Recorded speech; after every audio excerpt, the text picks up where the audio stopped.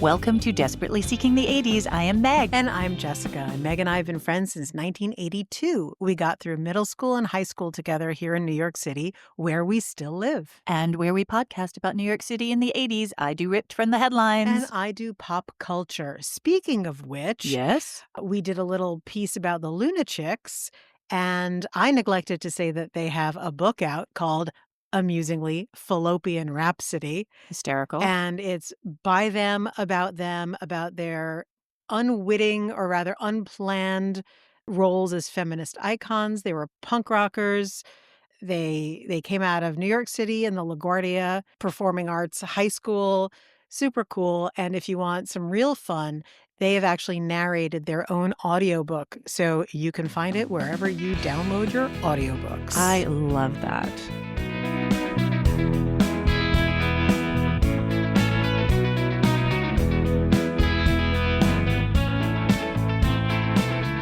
So we're jumping right in because we both have substantial stories to tell today. Okay. All right. Yes, I'm ready.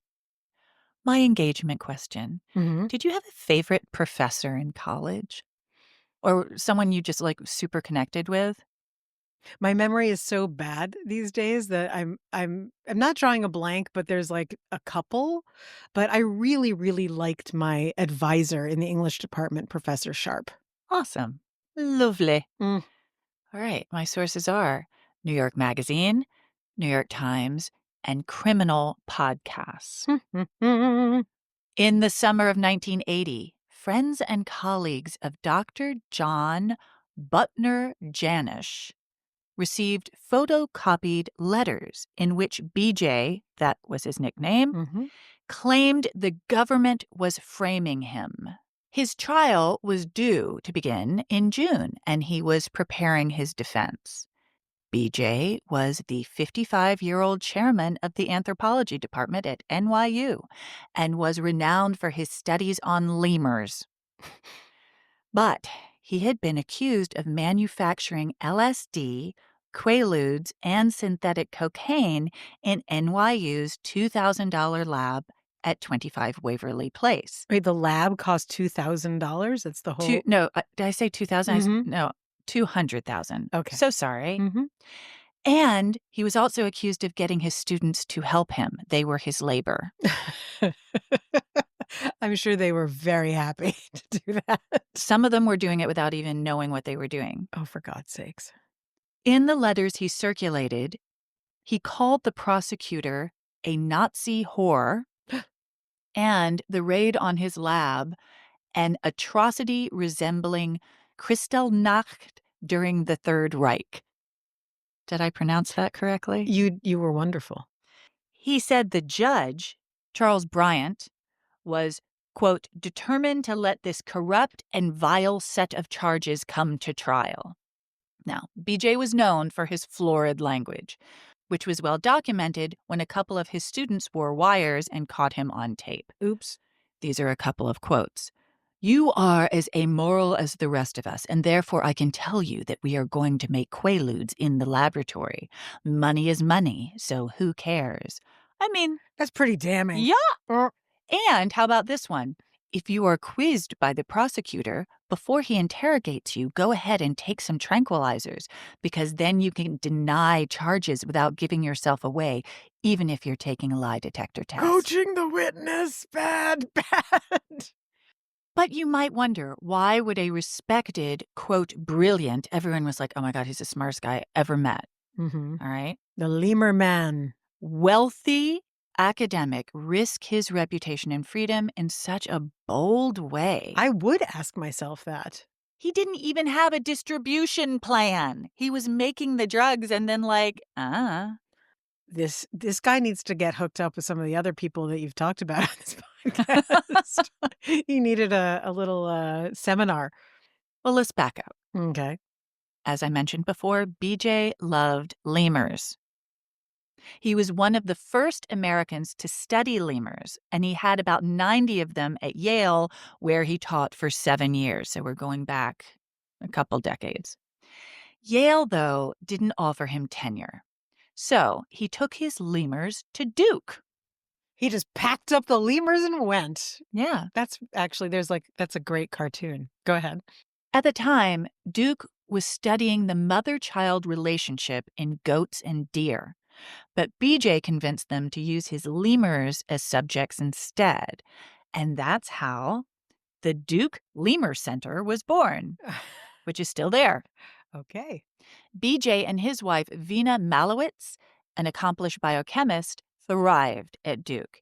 It was there that he published Origins of Man and solidified his reputation as one of the nation's most respected anthropologists. But Durham wasn't cosmopolitan enough for BJ. He liked to have lavish dinner parties with uniformed butlers. He wanted to go to the ballet and the opera. Fortunately, Vina inherited a small fortune when her parents died, so BJ and Vina left the lemurs in North Carolina He abandoned the lemurs? and moved to an apartment overlooking Washington Square Park and the anthropology department at NYU. Yes, he did. He left the lemurs.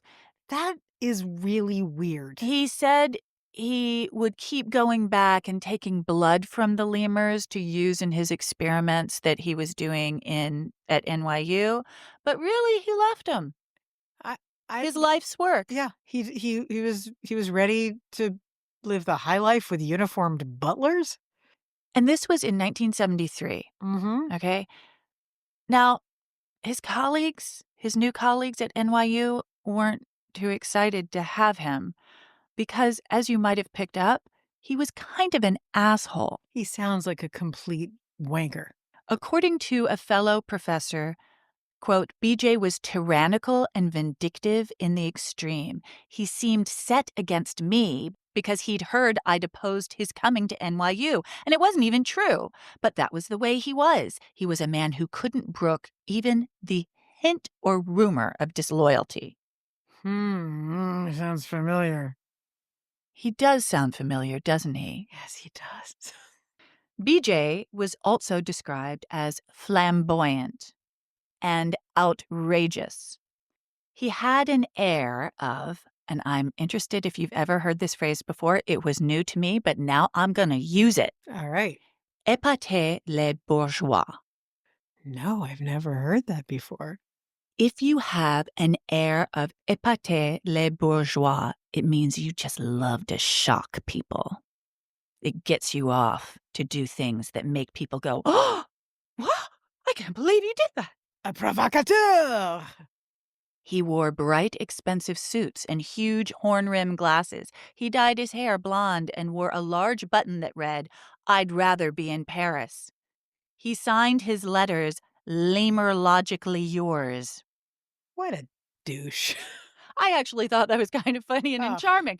That was the Well, most charming thing he ever did. Well, but also disingenuous because he left the lemurs in Durham. So, When he was being a dick, he was outraged that the NYU memos used the term chairperson rather than chairman. Okay. Quote, please change this form. Stop defiling the English language with the vulgar neologism which I have corrected above. Was he the chairman? Yeah. Okay. Things were actually going very well for BJ in New York. I mean, what's not to like? You're the chairman of the department and you're finally able to go to the opera every night. Until 1977. And I actually think it might have, the wheels might have started falling off the wagon a little earlier than that. But 1977, definitively not a good year. Vina started complaining about abdominal pains. She went in for surgery and she did not survive the surgery. No. Her sudden death was a shock to everyone because she'd seemed so healthy and vibrant, and then suddenly she was dead, like completely out of the blue. Terrifying. BJ's research, which had slowed considerably since coming to New York, stopped cold. He was spending many late nights in gay bars in the West Village. Well, I was going to ask you before if the word flamboyant was chosen by you as like No, it was a A quote, little but foreshadowing? I took it from the article. Somebody described him as flamboyant, but that person in that particular article did not know he was gay. All this is really when it starts adding up, you're like, "Oh my god. Well, it's Wait also a interesting second." the way that you described his look is so David Hockney that it's kind of, like, right out of, the playbook. So, he comes to New York, right? And he Mhm. kinda isn't really doing his job. He didn't even really show up at classes much, Hmm. okay? Okay. Like, things are shifting for him, and then his wife dies. Alright, and guess what? He finally lost funding from the National Science Foundation because they looked and said, "You're not doing the research you claimed you were doing, so we're not giving you any money." And furthermore, the lemurs are in Durham. I'm I mean, obsessed with the he did lemurs. have an explanation for that, just so you know, except, then it wasn't a good enough explanation for the National Science Foundation. They were like, "Yeah, you're not even doing something with the lemur blood that you're bringing back from Duke, so stop with that." Mhm. But remember, he doesn't even need money because now that his wife died, he inherited all of her money. Right. So it's just sort of embarrassing, Right. really. More butlers for him. It wasn't 2 years later that he was accused of using his lab to make party drugs. For the gay bars that he frequented, maybe? BJ was convicted and sent to federal prison, where he wrote for the prison newsletter Doin' Times. Stop it, I can't right now. That is so It's so great. good. It's so wonderful. He kept up his pretense in jail, calling his fellow inmates his colleagues, and he kept up his correspondence, writing to one friend, quote, "I will certainly take the most awful revenge upon certain people. The Greeks are correct. Blood is a corrective for many wrongs." Good lord. He was paroled in 1983 Seems like a mistake. and moved to Wisconsin, which was his home state. He stayed there for a little bit. He gardened and baked. He perfected his skills as a gourmet chef. He'd always loved to cook for people. Mhm. He grew weary of Wisconsin and was able to finagle a series of couch surfing, pet sitting opportunities, which landed him back in Greenwich Village on February 13th, 1987. So has he run through the money? Is this why he's couch surfing? I don't know. I mean, he didn't buy a place in New York. He was Okay. just staying with friends. Okay. That was the day, on February 13th, 1987, Mhm. the day that Judge Charles Bryant's wife, Virginia, opened a box of golden Godiva chocolates that were delivered to their home in Westchester County. There was a Valentine's Day card on the box addressed to the judge and Virginia and signed with a question mark. Virginia ate 4 pieces of chocolate and collapsed. Her husband found her unconscious and rushed her to the hospital. Thankfully, she recovered, but it was a really close call. The chocolates had been poisoned with a variety of substances: deadly nightshade, spartine, which is used to induce labor, pilocarpine hydrochloride, used to treat glaucoma. The box had been mailed from a post office in Greenwich Village. Mm. Also, BJ's fingerprint was on the Oh, box. BJ. Good lord. On February 19th, 1987, BJ went to the Met to see Mozart's La Clemenza di Tito, which is an opera about revenge and attempted murder. Nice. Staying on brand. He was arrested when he got back to his friend's Greenwich Village apartment. This time, he pled guilty and was sentenced to 20 years. Turns out he'd also sent boxes to former colleagues, but those were intercepted, so no one else was harmed. It turns out there was one chocolate in the box that would have been deadly immediately. So he was playing a little roulette. Yeah, he wanted someone to die, Yeah. for Well, real. yeah. In prison, he started working on a new book about lemurs, but he died of AIDS just 5 years into his sentence. Now, this is interesting. I think so. See what you have to say. Mhm. Before the sentencing in his first trial, Linda Wolf wrote about him in New York Magazine. So that article was written like during the trial, This is his first 1980. trial. Right. Right. So this is like when he was this is just about the drug Right. manufacturing. Mhm. This is before he did anything else. Mhm. And Linda Wolf Mhm. wrote, quote, "There exist in society certain individuals who believe themselves to be endowed with such extravagant, even imperial intelligence that they feel it is their destiny to conquer worlds, cancel the rules by which ordinary mortals live. Safety seems banal. Outwitting society becomes their hobby." She was right. Crazy, right? You know What? what I was thinking about? Okay.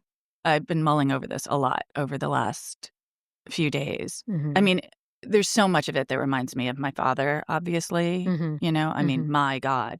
And that everybody calls him, frequently in my lifetime, people have said, "Your father is the smartest person I've ever met." I'm like, Really? did he tell you that? I'm not saying that he's not smart, but I do think that there's a type of person who walks around saying, "I'm brilliant. I'm a genius." And what I think is interesting is that people don't really test that. They take it on face value.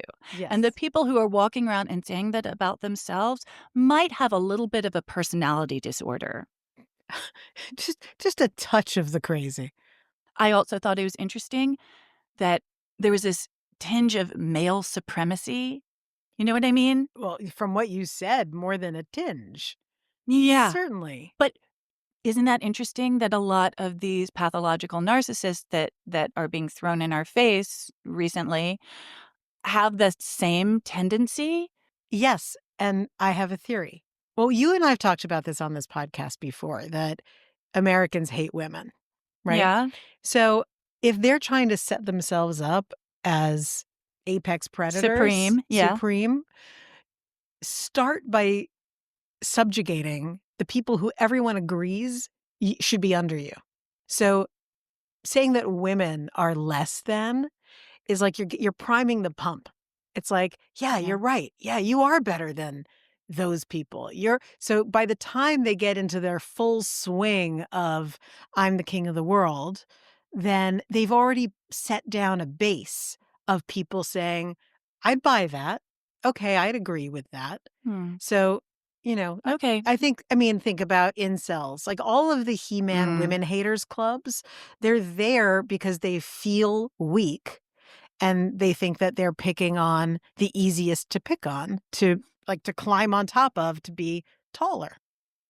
In his obituary, it barely mentions his crimes, which is crazy to me. It's almost like he wrote his own obituary, and I don't put it past him that he did.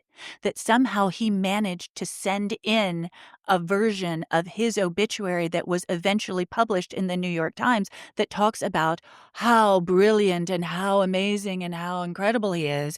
And yeah, he went to prison a couple times, like basically for poisoning people. But anyway, like what? Yeah, well, I mean, is it surprising that he would have had a plan? I mean, I think you're right. And how about this? Oh gosh. I think he killed his wife. You heard it here Oh my first. god. I think he It was a trial poisoned run. his wife. I think you're right. It's a trial run. He got the money. And He was look, figuring out how. Phoebe Mhm. Phoebe on the Criminal podcast, Mhm. she did not hint at that. This is groundbreaking. I connected the dots. I think it's true. We heard it here first. Swear on my life. When I told Joe some of these things, I mean, granted, I already sort of had a feeling like that was really Mhm. what had happened. He was like, "I think he killed his wife." And I was like, "I think so too." And if you look at the timeline, it makes so much Wait, so what year sense. did she die? 1977. And that's when the wheels started falling off with him. Well, the way that they sort of tell the story is that that's when the wheels first fell off, but that's not true. He'd been cooking things in the lab before that. He also had abandoned his research before that. I think the wheels started falling off when he came to New York. Frankly, coming to New I was York just gonna say, was the the wheels decision falling off, and abandoning the lemurs. yeah, that's the detail that I can't get. If your life's work is whatever, and you leave it like, meh, just behind, and you're not replacing it with anything substantive, there's something wrong with you. Yeah. There's something wrong. He's broken. Thank you for indulging me because, yeah, this has been a week of pathological narcissism in my head. So that's been fun. I'm Mhm. trying to have it be therapeutic. And I'd like to close out with a fun lemur fact. I love that that's where you're going with this. Lemurs pee on their little bitty paws and mark wherever they go with their little handprints Of pee. of pee, Oh. which is why it's kind of a bummer to have a pet lemur. You just reminded me of one of my friends from college, John B. Good, once watched my first dog, Oscar, pee and then walk through it and then track it into the house, and he named him Little Pissfoot for the rest of his life. Little So, piss foot. Little Pissfoot. Little piss So, paw. Little Pisspaw. The lemurs are Little Pisspaw.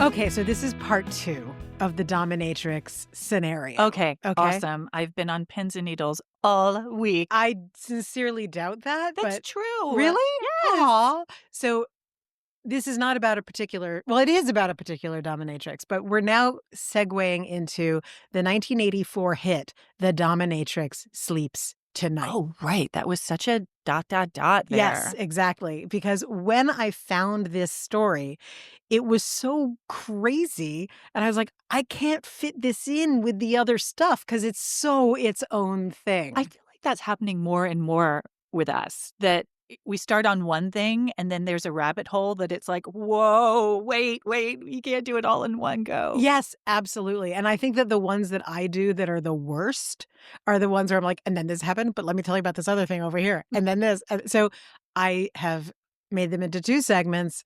Now let's talk about it. Awesome. Okay. In 1980, the band Ike Yard was formed in New York City. Now, the name Ike Yard, it comes from A Clockwork Orange. In the book, I think also in the movie, the Droogs are in a record store, and one of the records there is by a fictional band called Ike Yard.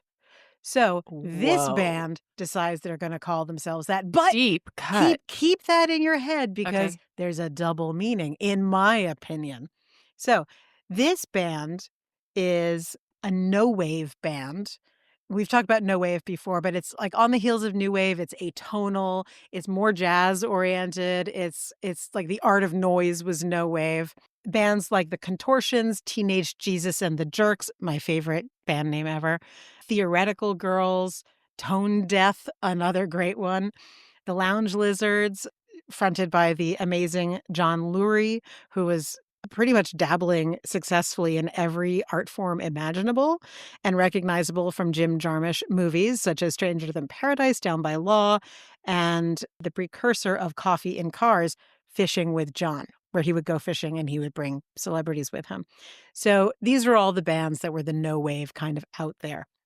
Now, Ike Yard in this world was actually signed by a record label. They were signed by Factory Records, very famous label from Manchester, started by Tony Wilson, producer and presenter on Granada TV, and the subject of the film 24-Hour Party People, and the creation of Factory Records and his club, the Hacienda Club, out of which came Joy Division, New Order, Happy Mondays, OMD, and others. Okay, so Ike Yard is now in that world.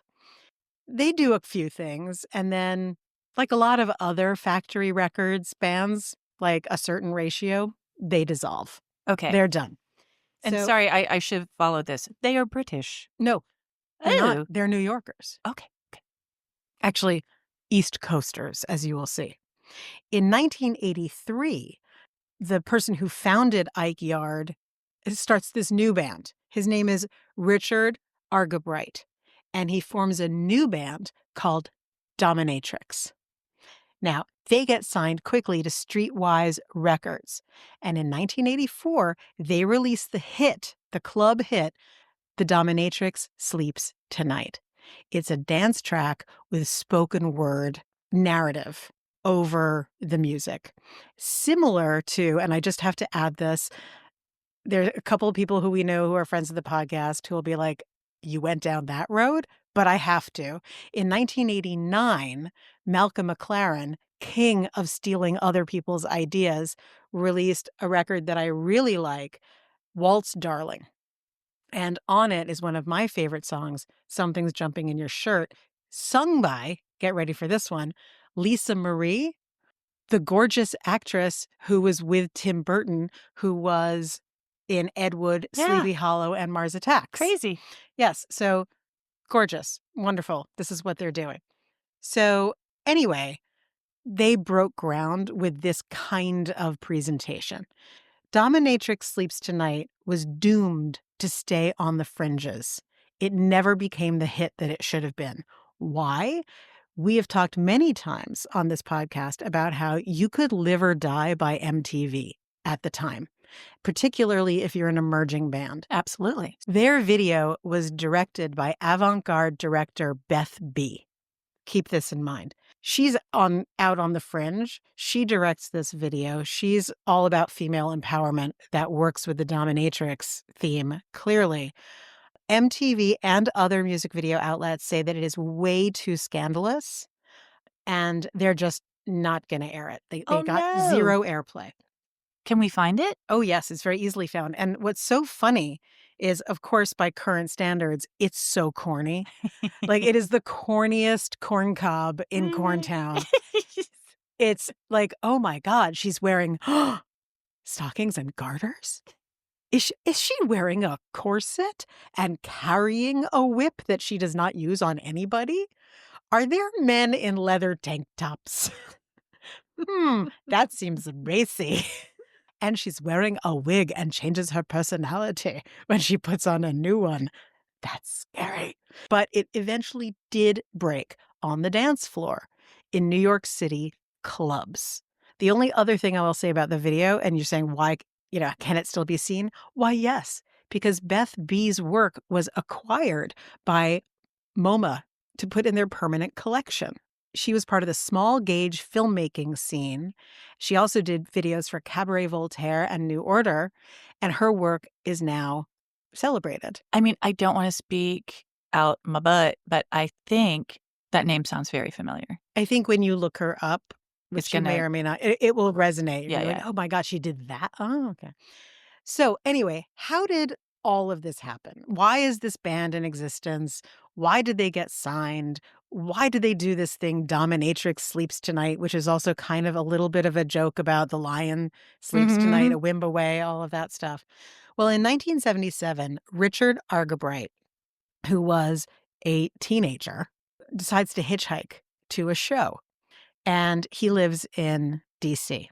And he gets picked up by a woman in a red Corvette, which seems unlikely, but indeed it happened. And this woman is a dominatrix. And he's intrigued by the stories that she has to tell. And she says that she specializes in dealing with powerful men, particularly corporate lawyers who like being peed on. One of the ways that he is earning money at the time is as a landscaper. Ike Yard. Anyway, he was actually in Virginia. She gets him to the concert in D.C. Very exciting. And while they're hanging out, she tells him that she is involved with a Soviet spy who wants to defect. And he's like, okay, well, that's just crazy, whatever. He then runs into her a year later in New York City in a bar. And she's like, oh, yeah, the CIA are onto this now. Yes. And they have whisked this Soviet lover of hers away. And there's no more discussion about the Soviet lover. But she's completely earnest. And he's like, okay, all right, sure. Whatever, sure. The bar that he runs into her, by the way, it's not a bar, it's Max's Kansas City. Okay. And it's in 1978. So after his band, Ike Yard, landscaper Yard, get it, breaks up. He is stabbed By who? in a snowball fight when he's What? on his way to Danceteria. So he's he's in the East Village, and a random stabs him. I know. Wait, Crazy. okay, wait. Snowball fight and a stabbing at the Yeah, same he's in time? a snowball fight on his way to Danceteria. He's having fun, and next thing he knows, he's been stabbed. Okay, by someone not involved in the Not fight. he doesn't know who it is. But he goes to West Berlin to recover, as one does. While he's convalescing, he remembers his dom friend who told him about what she and her friends would do to entertainment lawyers and record executives: peeing, whipping, spanking, humiliating. This inspires him. He writes a new song. He sends the demo for the Dominatrix Sleeps Tonight to the DJ at Pyramid Club, Ah! Ivan Ivan. Ivan loves it and sends it to the head of Uproar Records. Now, after that happened and like there's interest, he comes back to New York and they do a real recording of the song at the studio of one of the members of the band, Tangerine Dream. Tangerine Dream may not be your thing. They're also kind of experimental, all instrumental, but you do know their music because they did Risky Business, the score for Risky Business. Fascinating. And do you remember the scene where they're having sex on the L train? Yes, that's Tangerine Dream. Tangerine Dream. That had an impact. Did it not? So anyway, they do this new recording and they take it to the Unique Recording Studio in New York City in Times Square. What they did with Tangerine Dream was a 16-track. They then add another 24 tracks to it. So this is now becoming a very complicated dance song. My. The record label brings in Norby Walters. Norby Walters is an agent and gets live shows for bands. So great. So the agent, her name is Cara Lewis. This is one of her very first gigs. She got them a gig at the Paradise Garage, a perfect place for a dance hit like this to get picked up, which it did. They performed with Run DMC. What? Yes. Cara Lewis continued her rise to power, basically focusing on rap and hip hop. And she signed Queen Latifah, Outkast, Ludacris, Will Smith, Ice-T, NWA, Beastie Boys, Black Eyed Peas, Rihanna, Rita Ora, and is still managing The Roots. This is like 6 degrees of separation. That's the whole point of this entire thing. There has been research done by many people who are obsessed with the song and with the whole story of, the landscaper with the hit. Right. There's no one has ever found what happened to the defector. Only the CIA and the dominatrix know. Now, the other fun thing, when they first met Richard and the dominatrix, they were comparing notes not when they first met, when they met again at Max's Kansas City, because now he's landscaping in New York City for like people's yards with fancy houses. Uh-huh. So turns out that his client list and hers overlap because they're all of these powerful people, including people in the arts, such as Mary Tyler Moore and Paul what Simon. are you saying No. about Mary Tyler Moore? I'm not saying that Mary Moore? Tyler Moore was part of her list. I'm saying he had people on his list like Mary Tyler Moore and Okay. Paul Simon. She had more executives. Okay, But got he it. had those two. So that was just another way that these two people connected. So she was the ultimate muse for his one hit. We can listen to it, right? Oh my God, yes. You can find it any place. Let's put it on our playlist on Monday. We will put it on the playlist. And I really do encourage everyone to watch the video because every time for this podcast, I find something that's been banned, it's too risque, it's too horrific. It's such an incredible reminder of how social mores have slipped in a relatively short period of time that you're kind of like, you carried a whip and so it's bad? And now it's like, "Oh, you stuck that whip up someone's ass? Oh, that's fine. That's But gonna get right past the sensors, not a problem." but also what was so terrifying then is now normal in a good way. Drag queens are not scary. That's silly to be scared by subversive material. Yes, absolutely. I think that and we've talked about this before, that the many, many different facets of sex positivity have normalized things that, yeah, as you say, were scary, or because they weren't the most vanilla, they couldn't be talked about, so they Right. became more terrifying? But now we're coming back to that because we missed it. We missed being scared of I don't uh, think I know. I mean, I do subscribe to the theory that we're going through a sort of death rattle of people who are desperately trying to suppress all of the progress that's been made because, as you said earlier about standing so this on is the a death necks of rattle. women. I believe that. It sounds like you have hope. Oh, yes, it's the only thing that gives me hope Yeah. right now, I but actually I I've read a whole saw bunch of articles about this that are very persuasive. awesome. I love it. Admittedly, I'll I take now it. seek them out. Right, exactly. Algorithm, come to Yes, me. exactly. Give me hope. Exactly. And certainly, if there's a pendulum, when that pendulum swings back, it's gonna be a party. It's Oh, gonna be so much fun. I mean, talk about a whip up your ass. There's gonna be like, a parade in the street, like, kinks are us. Who knows?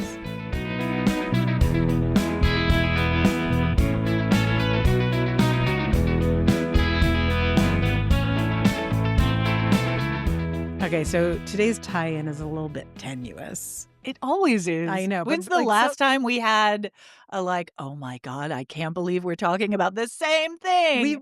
I mean, yes, but sometimes it's tenuous enough to be like, and they both wore the color green. Actually, I kinda like the tenuous ones.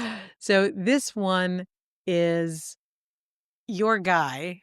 I already forgot his name because BJ. how could I have Come forgotten? on, My Jessica, God, follow I the am not thread. doing well.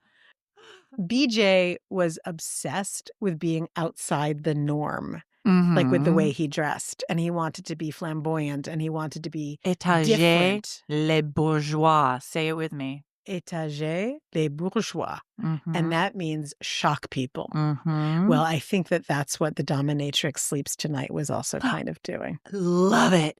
Are we gonna make étager les bourgeois happen? Oh, yes. Okay, say Yeah. it. Étager les bourgeois. Woo! It's not like fetch. It's gonna happen. It's so happening. It's happening right We're now. making it happen. ELB to you. Nice. In short. So, So I'm so excited to see you on Monday with all of our friends. It's going to be so much fun. we're having a party. We're having a party at Malt and Mold, which is on 2nd Avenue and 21st Street from 6 p.m. to 9 p.m.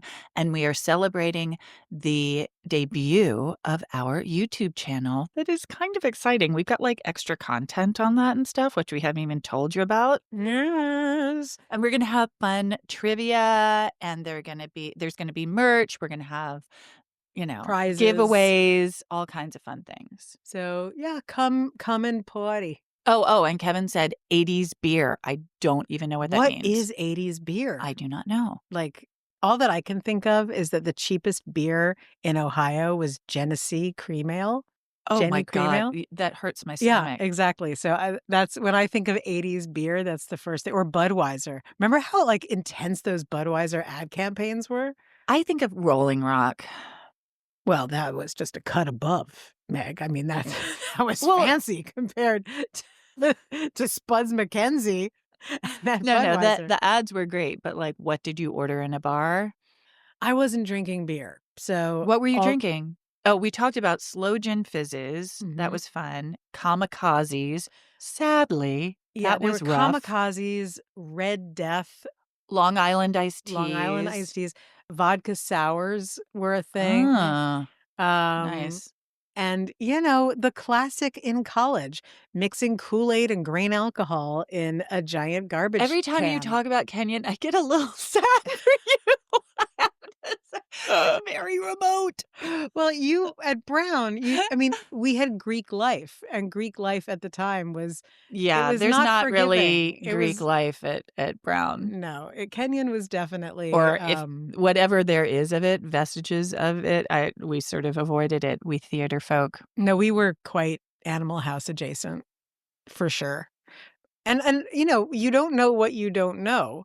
So, you know, I was certainly bombed thanks to whatever ridiculous party. Oh, I think there was a lot of rum consumed. I don't know why. Again, no, I know, no, no, no. no. I can't drink rum because of what I did to myself Ugh. freshman year, so no. Anyway, but come party with I us, know. and we won't vomit on you, we promise. Kevin has really good beers. Yes, not We maybe don't I don't know, 80s. We don't know. We'll find He out. said 80s. There's a surprise for everybody.